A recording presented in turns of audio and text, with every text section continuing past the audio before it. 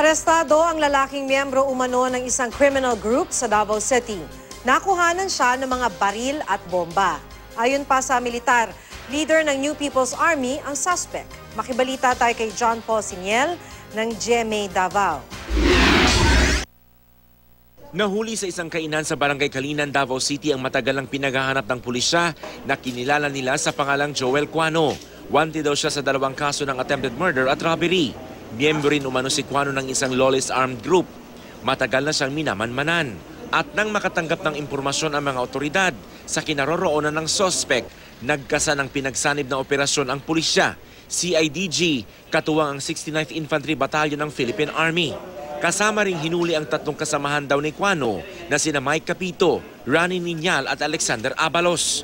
Nakuha kay Cuano ang 2 granada at isang baril. May nakuha pang mga improvised explosive device o IED sa kanyang bag. Inamin naman ng suspect na 6 na taon na siyang miyembro ng grupo ng mga kriminal.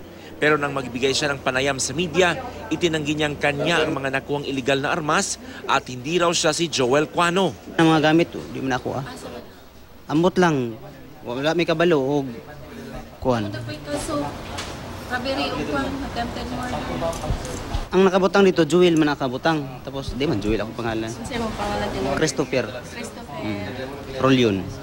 Pero ayon sa pulisya, may impormante silang positibong nagturo na si Cuano ang naaresto. Itinanggi naman ang naaresto rin si Abalos na kasama niya si Cuano sa iligal na gawain. Umarkila lang daw si Cuano ng motorsiklo sa kanya sa halagang 3,000 piso lang. Yan ang gamit, dala? Oh, wala man ko'y ako nga. Ilahan ang tanan. Ilahan tulo? Ilahan tulo ako kay ako raman motor man og helmet. Pero ang 2 pang naarestong sina Capito at Niñal, itinanggi ring sangkot sila sa gawain ni Cuano. Yan ang gamit nila? Ihagi na. Ihagi na, ma'am. Yung dala.